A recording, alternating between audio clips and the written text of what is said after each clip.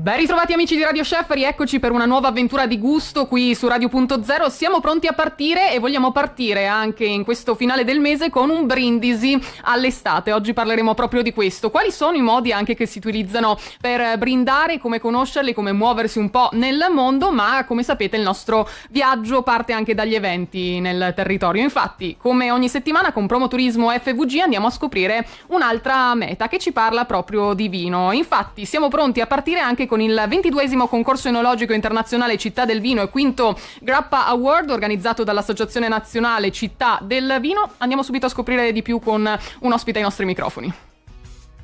E diamo quindi il benvenuto qui con noi a Tiziano Venturini, coordinatore Città del Vino Friuli Venezia Giulia, perché ci troviamo proprio nella Città del Vino di Gorizia per questa nuova edizione del 12esimo concorso enologico internazionale Città del Vino e quinto Grappa Award. Tiziano, buongiorno, un piacere ritrovarti. Buongiorno a voi. Allora, raccontaci un po' anche di questo avvicinamento, perché questo evento rappresenta un avvicinamento intanto a Go 2025. Si parte in questo 31 di maggio, da venerdì a domenica 2 giugno, con un programma veramente ricchissimo e aperto a tutti. Ecco, innanzitutto diciamo che si tratta della 22esima edizione del concorso enologico internazionale di Città del Vino, quindi una storia sostanzialmente di questo concorso, che è un concorso itinerante. Nelle città del vino dell'Italia. Noi l'abbiamo già ospitato nel 2008 in Friuli Venezia Giulia a Cividale. Perché a Gorizia? L'abbiamo proposto alla città del vino di Gorizia legandolo appunto all'evento importante Go 2025, quindi un avvicinamento a tutta una serie di iniziative che sfocerà il prossimo anno appunto con l'anno Go 2025. Quindi questa è stata la proposta ed è stata accolta dalla Città del Vino nazionale e pertanto quest'anno 31 maggio, 1 e 2 giugno arriveranno qui a Gorizia 70 commissari, arrivano gran parte al di fuori dell'Italia, perché essendo un concorso internazionale c'è questo obbligo sostanzialmente. Quindi è un'opportunità importante per la città e per la nostra regione di ospitare un evento così di rilievo. Beh, bello, anche perché i numeri sono veramente molto importanti per questa nuova edizione, vero? Certamente. Allora, per quanto riguarda i vini siamo arrivati a 1200 campioni, quasi 1200 campioni, un ottimo risultato, vini che arrivano da tutta Italia ma da altri ben 11 paesi dall'estero, esteri. E abbiamo parlato del 22esima edizione del concorso, ma anche la quinta edizione del Grappa Awards, qui sono arrivati ben 111 campioni in netta crescita rispetto al passato, quindi veramente un'opportunità veramente interessante. Dicevi vini che arrivano sì dalla vicina Slovenia, ma anche Israele, Libano, Cile, Messico, molti campioni provenienti da Portogallo, Moldavia, Croazia, Romania, Germania, Lussemburgo, insomma veramente andiamo a coinvolgere un mondo intero. Ma volevo anche addentrarci insieme nel programma, anche questo sarà molto intenso, una parte dedicata, come dicevi, ai commissari, una parte invece dedicata al pubblico.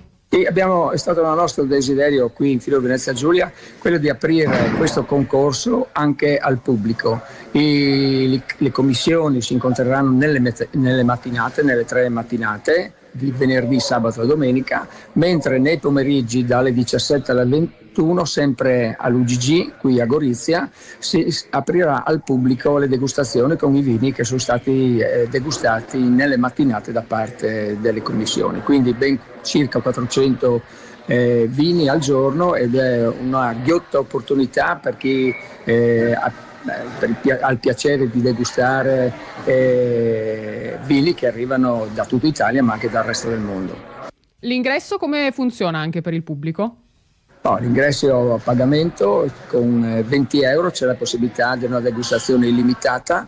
Ci avvaliamo naturalmente della collaborazione qui della Proloco di Gorizia, ma anche dall'Umpli regionale, perché abbiamo coinvolto anche altre Proloco della regione per un evento così importante. Mi piaceva anche sottolineare un altro aspetto, il fatto di aver coinvolto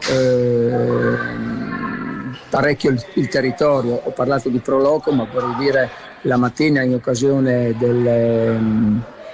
dell'incontro delle commissioni abbiamo coinvolto anche l'Istituto Alberghiero Pertini, che farà il servizio, quindi anche il mondo della scuola, e ci preoccuperà anche del live lunch per i commissari.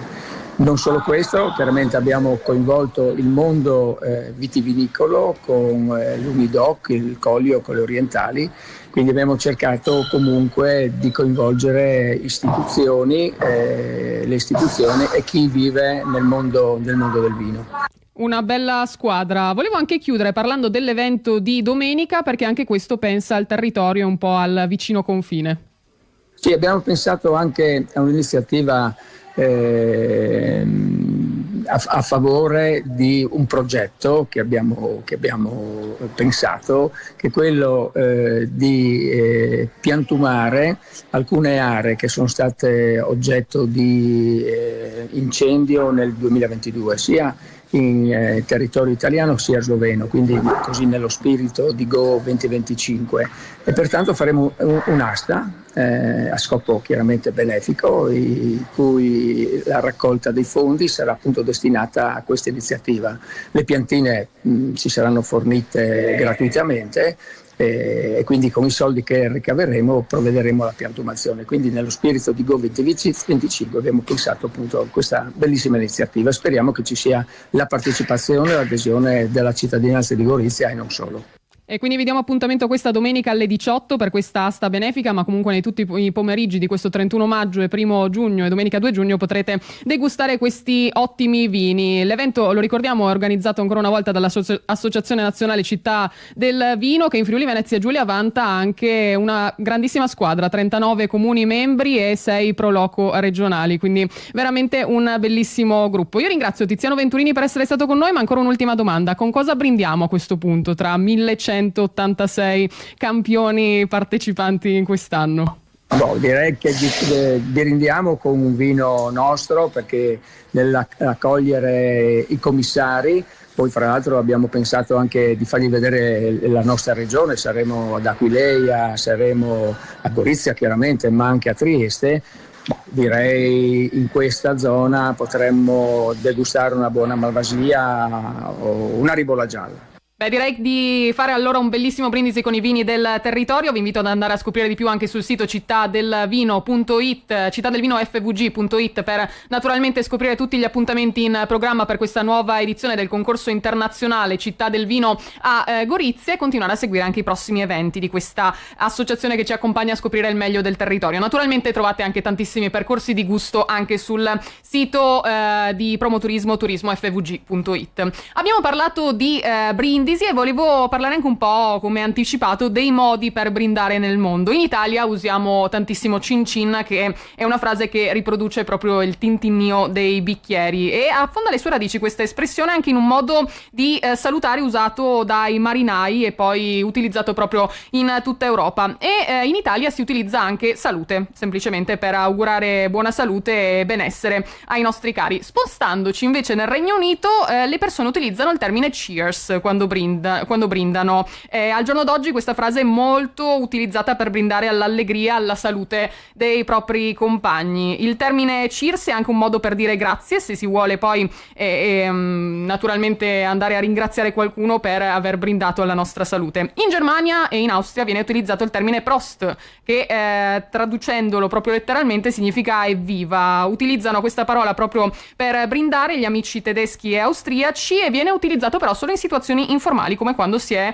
al pub con gli amici oppure in una situazione più conviviale. In un contesto più formale i tedeschi potrebbero dire Zum Wohl, che significa alla tua salute, così ci immergiamo un po' anche nel clima. In Spagna, chiudiamo ancora con questo, utilizzano il termine salud, che è anche un modo per dire viva oppure salute, e si utilizza anche in risposta a qualcuno che starnutisce, se vi interessa. Voi quanti altri modi conoscete per andare a brindare? Ovviamente spostandoci in tutto il mondo ce ne sono veramente tantissimi, questi sono quelli principali che si possono utilizzare, ma ci piace sempre esplorare un po' il mondo, quindi se ne conoscete altri scriveteci anche al nostro numero WhatsApp 338 611 6060 per continuare continuare a brindare insieme in tutte le lingue del mondo. Sarei curiosa anche di scoprirne qualcuno in più. Ma intanto ci muoviamo nel mondo anche attraverso le ricette dei nostri ascoltatori, o meglio, ci muoviamo anche in Friuli Venezia Giulia. Come sapete, a noi piace tantissimo parlare di stagionalità e quindi utilizziamo ancora gli ultimi asparagi di questa stagione. Vi propongo 2 ricettine per utilizzarli al meglio. Una arriva da Cordenons, siamo in provincia di Pordenone, ed è di Emanuela Belgrado, che ci scrive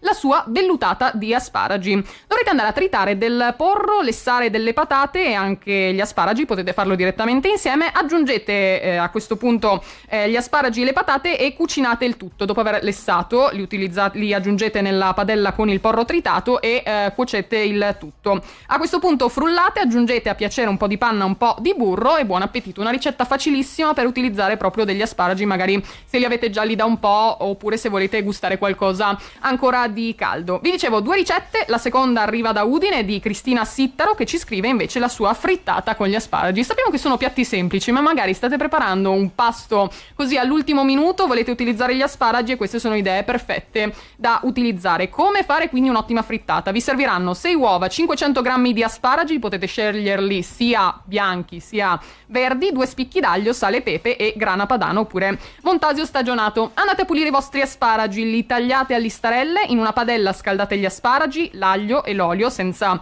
sovrapporli, salate e coprite con il coperchio a fuoco medio per circa 5-7 minuti, cercando di rigirarli abbastanza spesso, rigirando spesso la padella. A questo punto sbattete le uova in una ciotola, quelle sbattete con una frusta, salate e aggiungete il formaggio. Quando gli asparagi risulteranno teneri, li togliete l'aglio, aggiungete il composto con le uova sbattute. Cucinate a fuoco basso per circa 8 minuti, rigirate la vostra frittata, potete provare con il salto oppure aiutandovi naturalmente con il coperchio, fate cuocere ancora qualche minutino dall'altro lato e il gioco è fatto, potete semplicemente godervi anche il vostro pasto direttamente in compagnia, perché come vi dico sempre le cose buone si tendono a condividere.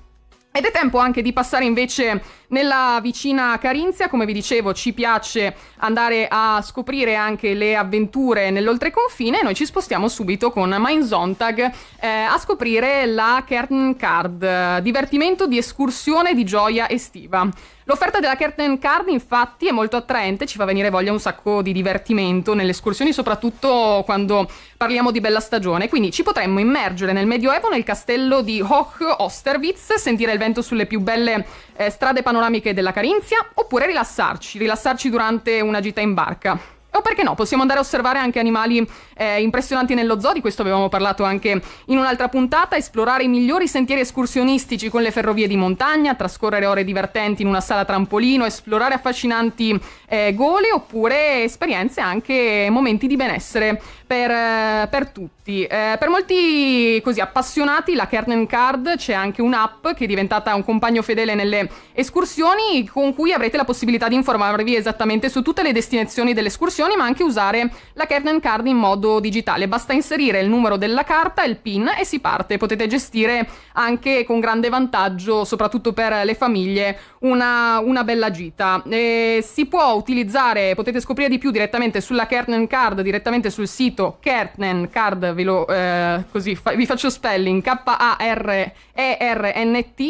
card.at, nella sezione anche Sommer, così da scoprire tutte le esperienze estive. Naturalmente sul sito di Mein Sonntag, come ci mostra la regia, trovate tutte le informazioni con anche tutte le esperienze nel mondo dell'oltreconfine, nella Carinzia, in Austria, per godervi la bella stagione, l'estate a pieno nei luoghi più belli e soprattutto avendo delle tappe e delle destinazioni già segnate, così vi godete ancora di più i posti più belli e le mete da non perdere. E quindi direi che tra brindisi, ricette, viaggi, il nostro viaggio di oggi si ferma qui. Domani continueremo a parlare di bella stagione, ci immergeremo nell'estate, andremo a fare la lista della spesa di stagione e naturalmente ci prepareremo con le migliori ricette, i migliori consigli legati all'alimentazione estiva, quindi non perdetevi anche questa puntata. Se volete partecipare con la vostra ricetta o farci sapere qualcosa in più su quello che sulle vostre tradizioni in cucina, scriveteci 338 611 6060, il nostro numero WhatsApp, oppure trovate il form per inviare la vostra ricetta anche sul nostro sito radio.0.it, dove c'è un ricettario ricchissimo per andare a rendere sempre più variegato il vostro menù. Ci rivediamo nelle prossime puntate di Radio Chef. Ciao amici, buon pranzo! Radio Chef, sfida all'ultima ricetta.